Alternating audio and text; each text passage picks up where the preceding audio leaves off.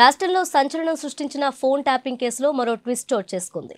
ఈ కేసులో భూపాలపల్లి అదనపు ఎస్పీ భుజంగరావు, హైదరాబాద్ నగర భద్రతా విభాగం అదనపు డీసీపీ తిరుపతలను హైదరాబాద్ పోలీసులు అరెస్ట్ చేశారు. నిన్న అర్ధరాత్రి సమయంలో వీరిద్దరిని అరెస్ట్ చేసిన పోలీసులు ఈ రోజు ఉదయం గాంధీ ఆసుపత్రిలో వైద్య పరీక్షలు నిర్వహించి నాంపల్లి కోర్టులో హాజరుపరిచారు. ఈ క్రమంలో వీరికి కోర్టు 14 రోజుల రిమాండ్ విధించింది. దీంతో పంజగుట్ట పోలీసులు వీరిని చంచల్గూడ జైలుకు తరలించారు.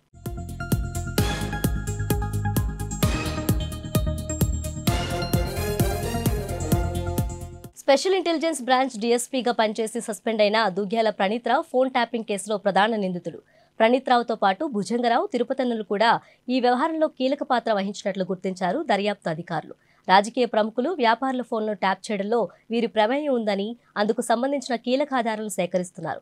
భుజంగరావు ఎన్నికల ముందు వరకు పొలిటికల్ ఇంటెలిజెన్స్ విభాగంలో, తిరుపతన్న ఎస్ఐబిలో అదనపు ఎస్పీగా విధులు నిర్వర్తించారు. ఈ వ్యవహారంలో ఇప్పటికే ఎస్ఐబి మాజీ chief Prabhakar Rao, Hyderabad task force మాజీ డీసీపీ రాధాకిషన్ రావు, ఓ మీడియా నిర్వాహకుడి పాత్ర కూడా ఉన్నట్లు అధికారులు గుర్తించారు. అయితే ఈ ముగ్గురు ఇప్పటికే దేశం దాటినట్టు వెల్లడి కావడంతో లుకౌట్ సర్క్యులర్ జారీ చేశారు.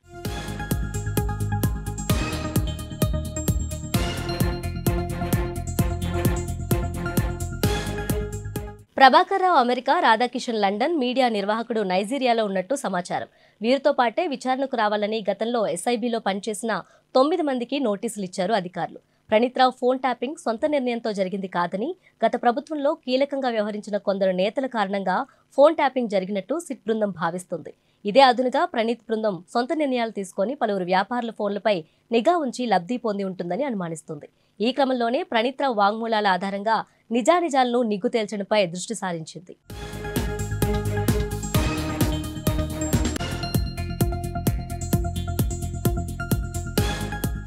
ఎస్ఐబిలో ఆధారాల ధ్వంసం కేసులో అరెస్టైన ప్రణీత్రావును విచారిస్తున్న క్రమంలో ఈ ఫోన్ ట్యాపింగ్ వ్యవహారంలో వెలుగులోకి వచ్చింది. విధి నిర్వహణను వదిలేసి హద్దుమీరి ప్రైవేట్ వ్యక్తుల ఫోన్లపై దృష్టి పెట్టారు ప్రణీత్రావు. ఇదంతా అప్పటి ఎస్ఐబి చీఫ్ ప్రభాకర్ కనుసన్నల్లోనే సాగిందని విచారణలో స్వయంగా ప్రణీత్రావు తన వాంగ్మూలంలో తెలిపాడు. కొన్నేళ్లుగా ఈ వ్యవహారం సాగించినట్లు తాజా దర్యాప్తులో బహిర్గతమైంది.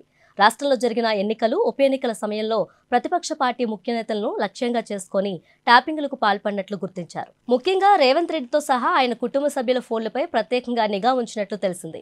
రాష్ట్రంలో సంచలనం సృష్టించిన ఎమ్మెల్యేల కొనుగోలు అంశంలోనూ ఈ వ్యవహారం సాగిందని, అలాగే కొందరు ఎంపిక చేసిన బీఆర్ఎస్ నేతల ఫోన్లను ట్యాప్ చేసినట్లు విచారణలో ప్రణీత్ తెలిపినట్లు సమాచారం.